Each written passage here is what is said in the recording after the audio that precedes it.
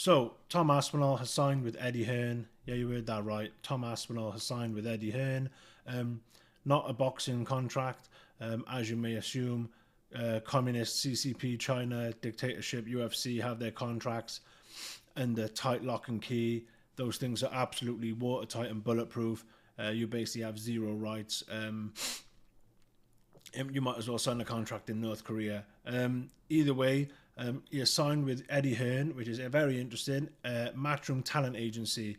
Now, you might be thinking Eddie Hearn has purely done this just to get back at Dana so we can get into the boardroom and just argue for more pay for Tom, which he's obviously going to do. And I think part of it, why Tom has done it, is I think Tom might be looking for a way out of his contract.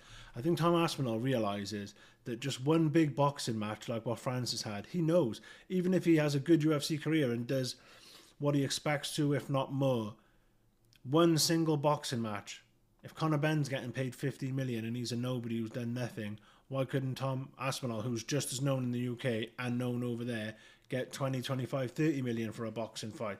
One boxing fight with Turkey will make it Tom Aspinall more money than if he has a 10-year undefeated glittering career in the UFC and goes down as the greatest UFC heavyweight champion and stays the greatest UFC heavyweight champion 100 years after we're all dead. That's just a fact. UFC pays something like 13% of the revenue out to the fighters, which is, I don't know how that's not criminal. I mean, they've just been fined $500 million because it basically is borderline criminal. But either way, so let's have a look at the deal, what they're saying here. UFC heavyweight champion Tom Aspinall signs with Eddie Hearn, apples and pears. Tom, I get what your son, Tom Aspinall, and I love Eddie how he talks about loyalty and all this nonsense. And yeah, he stood by Conor for all the drugs nonsense and the alleged fail. Well, they're not even alleged. He failed tests, didn't he? But there's a reason he stood by him, because he was know he was going to get Eubank 1 and Eubank 2, the two fights. I went to one of them, the first one, the good one, luckily. I think they're both silver spoon idiots. It was just a night out in London, and there was, I got a cheapy ticket towards the back, 70 quid. Me and my mate went, got lagered up, had a wicked time. It's just a fun atmosphere. It's like being in the pub on steroids, basically. It's a good laugh. Apart from the beers are pretty watered down and they're like a tenner each. But other than that, it's a good time. But basically, I'm getting off track here. This screams to me that Tom Aspinall is coming up from the angle of he wants to just get out of his contract or basically show Dana, look, I'm not backing down, I'm not your friend, I'm not looking into this. And Eddie Hearn's coming in it as a knife back to Dana. But that's what I was on about, sorry, the loyalty thing. Like Dana, the amount of boxers he's been like, oh, they're like family to me. Never spoke to him again and just left him in dire straits, like in hard times. I could name a few, do you know what I mean? There's one you probably haven't heard of him, Lee Purdy. He was raving about this kid. He said he was like family. Couple of losses, didn't even answer the phone to him. I know a guy from Cardiff, young guy from Ely. I don't know him. My friend knows him. Decentish boxer. One loss. Never heard from Eddie Hearn again. Joe Cordina the same. Eddie doesn't pick up the phone to him now. You go on all day. So loyalty only comes one way, and it's only when you're going to make Eddie a crap loaded cheddar. When you've got the readies possible in front of you to make him. So Eddie's a snake and he's a rat and he doesn't deserve anyone's sympathy. So any Matchroom fanboys, get fucked. UFC heavyweight champion Tom Aspinall has new representation and it's none other than Eddie. And look at that, look at him. He's like, I can't believe I'm doing this. Look at his eyes, look at him watching him. He's like, he's doing the little meme, isn't he, Eddie? I don't know, it wouldn't surprise me if he got a bit of that in his blood. The stunning news was announced on Thursday after Aspinall teased he was getting back to business as he boarded a flight. Turns out he was travelling to Monaco, ink a deal with Hearn, services agent, which seemingly escalates the ongoing war between Matchroom Boxing chairman the Matchroom Boxing chairman has engaged with UFC CEO Dana White after he launched Super Boxing. Welcome to the team, Tom. UFC heavyweight champ Tom Aspinall earned route. Apples and pears. Tom, I get what's yours. See, Eddie Hearn's going to be just in there, in his ear, telling him how much fighters get and how much he's worth and all that. And it's kind of undeniable, especially with Conor getting this many. He's going to be explaining to Tom how much the UFC are ripping him off. I mean, Tom's a massive star. He's on billboards in Manchester sponsored by Champion. I mean, the money he's probably made outside the cage, he has probably realised how much he's getting ripped off by UFC. I would not be surprised, because he hasn't had that many forays into the arena with the belt. I wouldn't be surprised if he's made more money, or close to the amount of money he's made in UFC outside of UFC. And the perks and stuff, do you know what I mean? That's why a lot of UFC fighters want to hold on to the belt. People like Hamza hardly want to fight, because they know once you lose it and you're separated from that belt, the chances of getting it back are slim to none.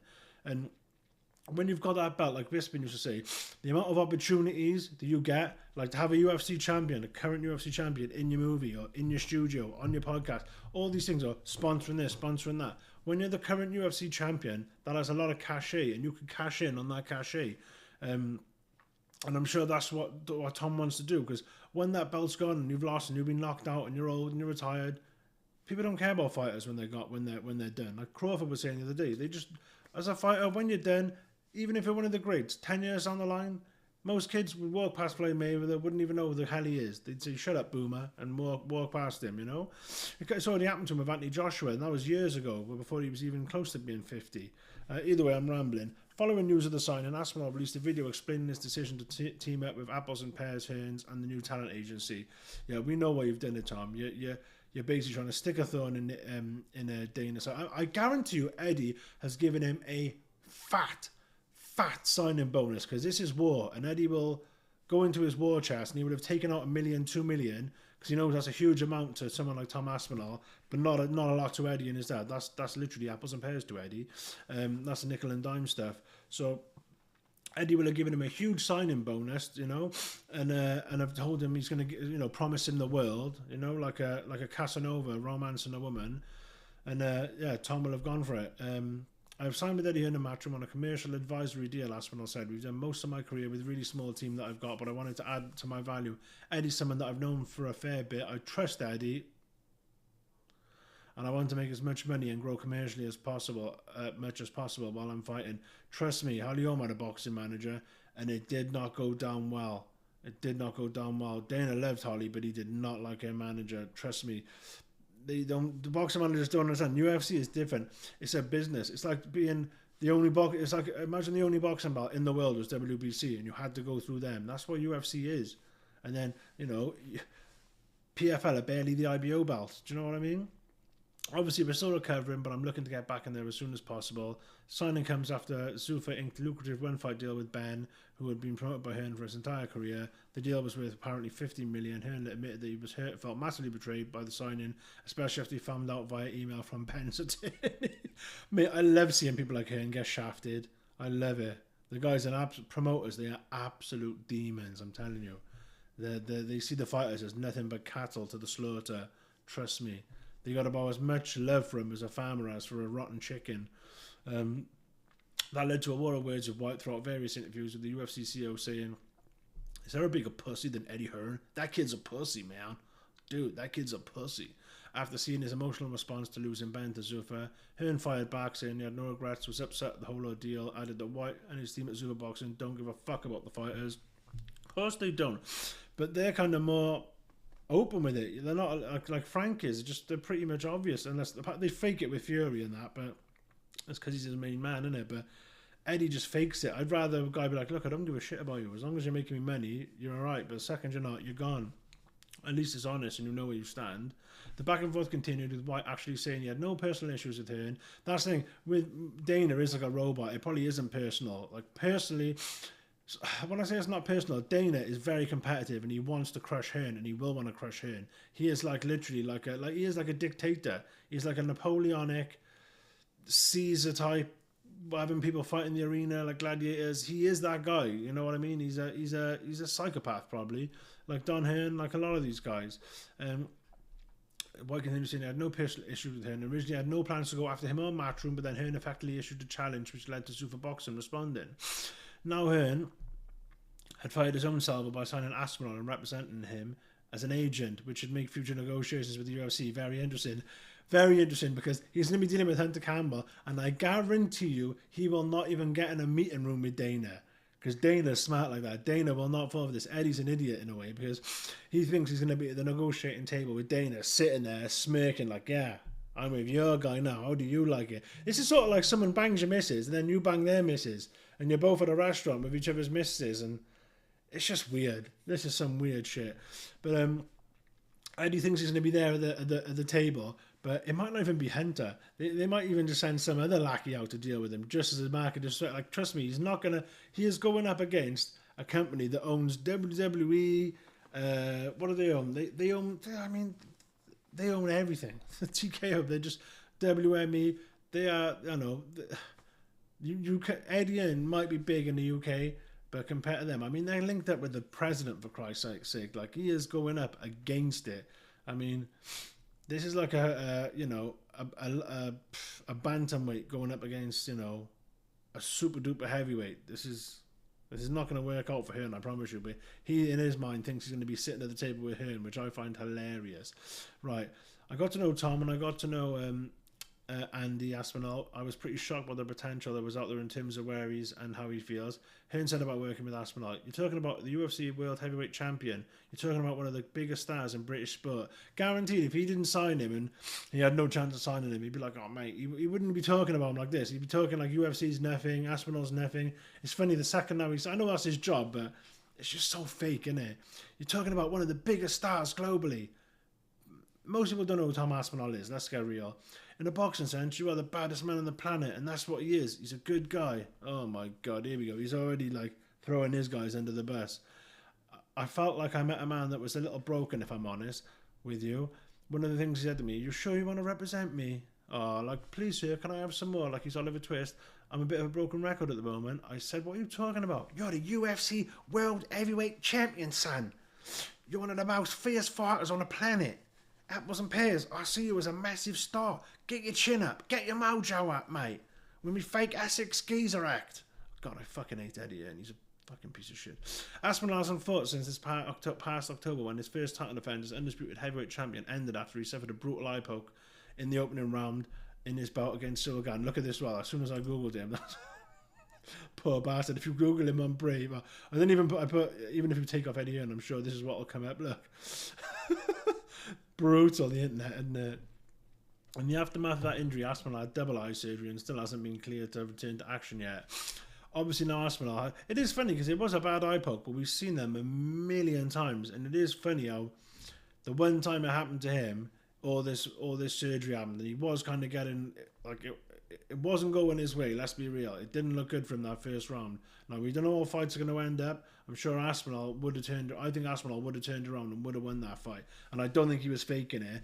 But I think the first round went difficult. He was probably thinking, God, this guy is a lot more elusive and more difficult to hit than I thought.